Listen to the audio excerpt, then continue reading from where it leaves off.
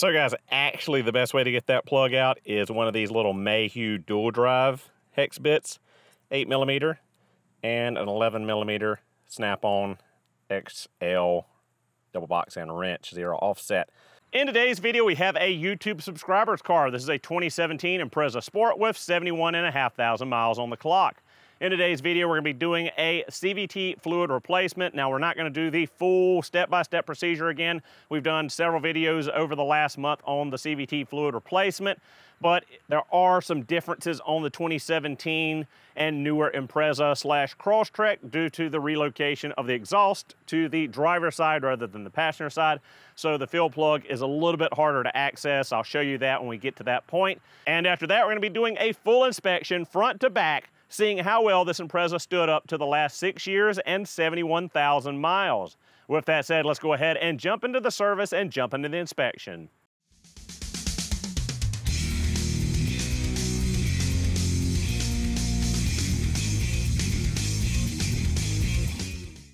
So guys, this is pretty much the same TR580 as we've always had. We've got the 14mm drain plug there in the pan, but they relocated the exhaust on the newer chassis right here on the driver's side, and it comes extremely close to our CVT fluid fill plug, which is just there in the back.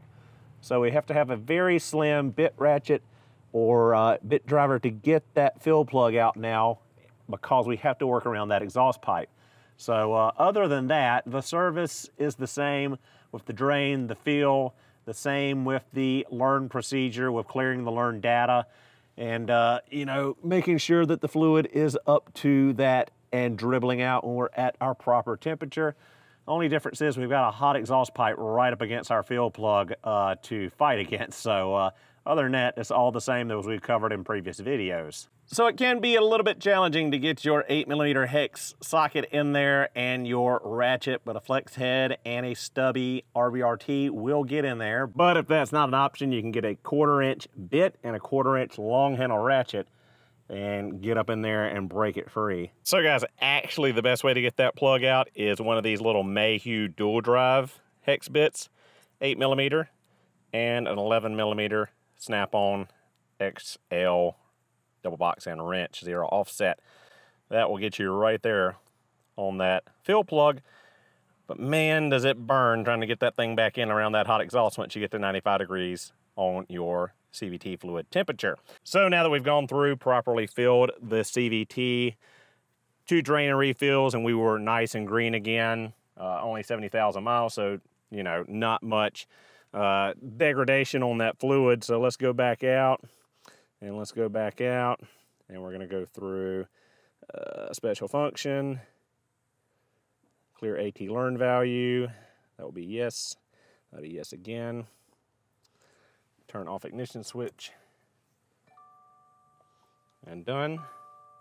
Gotta wait 10 seconds. I don't know what Subaru's deal is with 10-second wait times on clearing codes or anything else. So ignition back on.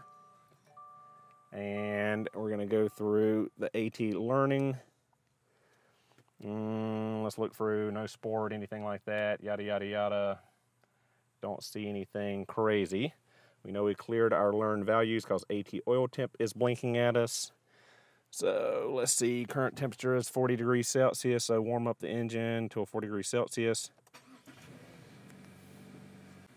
All right, lift the vehicle up, put the parking brake on, check and check. Turn the ignition switch off.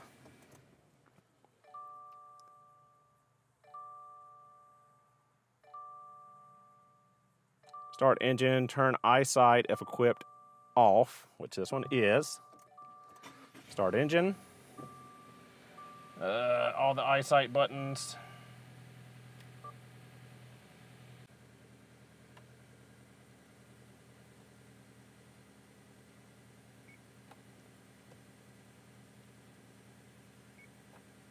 I think we got all the eyesight buttons pushed off, turned off, traction control, all that stuff off. Fully depress brake pedal and keep braking.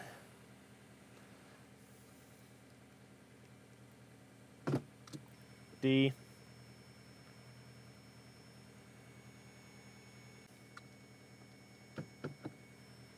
reverse.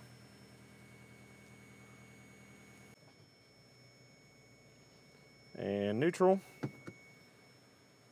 Turn ignition switch off.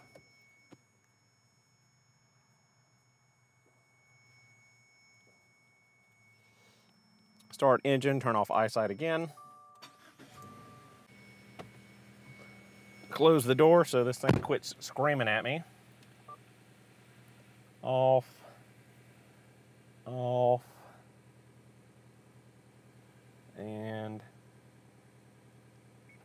off. All the eyesight stuff is off. Okay. AT learning ended normal. Back to park.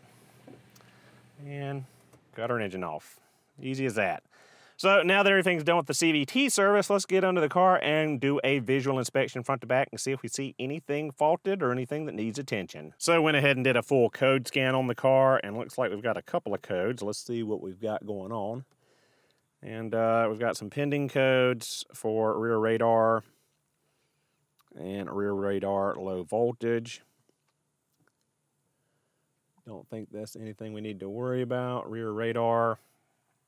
It might have been something that tripped doing the relearn, having everything off and having the car up in the air, but not entirely sure. All right, guys, so got under here and checked everything. Tie rods are nice and tight. Ball joints are good. Sway bar end links are good. Only real issue I found was the lower control arm bushing starting to tear and degrade, which is a common issue. I'll show you those in a minute. Under the engine, everything is nice and dry under here. No leakage from the heads, no leakage from the cam covers. If my phone would focus.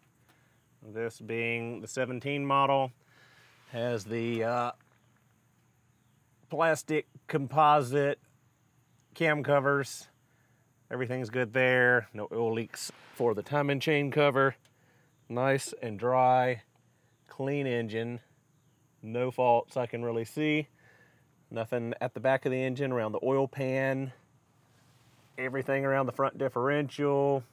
CVT pan, which of course just did the CVT service, so it's a little bit glossy looking from some spilled CVT and cleaning it up and wiping it up. Other than that, everything's looking great under this car. Looks to be a basically brand new air filter. Again, no oil leaks topside, no issues, nothing jumping out at me. Coolant is full in the reservoir. Everything looks phenomenal for the age and mileage on this car. The only thing I would likely suggest is a PCV valve replacement with hose if it hasn't been replaced, and probably a throttle body cleaning if that has not been done yet. Tires are looking really good on the tread depth. Full matching set as you would want on a Subaru. Does look like we're getting a little bit of dry rotting around the side here. These tires are date stamped 2020. Right here, I believe that's week 41 of 2020. So fairly new tires, 3 years old. Struts, nice and dry, no leakage there. Nothing, absolutely nothing really jumping out at me.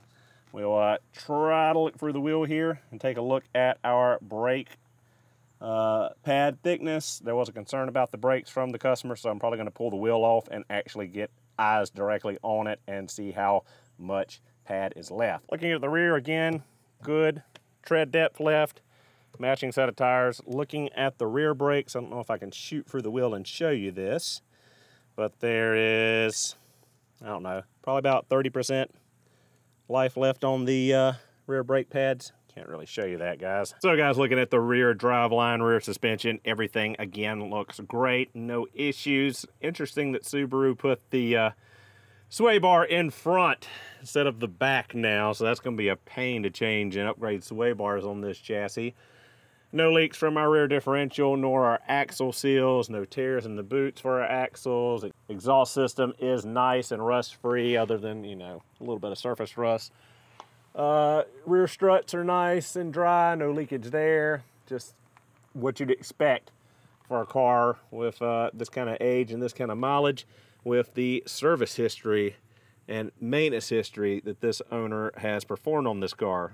And talking about service records, I wasn't kidding. This guy keeps meticulous records on service, repair, recalls, etc. for this vehicle. If all people cared for and maintained their vehicles the way this guy does, mechanics would be eating a lot less and making a lot less money. This is how you take care of a car. This is how you make a car last. This is how you make your Subaru last with no issues and no trouble. So now with the front wheel off, we can see that our brake pads are pretty worn. We've probably got 30% life left, 25, 30%, somewhere in there. So about due for a replacement on our front brakes. Here is the good old notorious control arm bushing starting to dry rot and tear. We've talked about many times in the past, and I've replaced a lot of them in the past. Rear wheel off, looking at our rear brakes, looks like we've got, I don't know, maybe a little bit less life by a hair than our front brakes there. But getting on down there, again, probably 25, 30% life left. So we'll advise front and rear brakes sooner than later. So guys, there you have it, a full inspection and CVT fluid service on a 2017 Impreza Sport. This car is a testament to Subaru's reliability and what you can expect out of a Subaru vehicle when you properly care for and maintain it, which is years and miles of carefree driving with fewer surprise repairs and breakdowns. Thank you guys so much for watching. Hope you enjoyed the video. I'll see you all in the next one.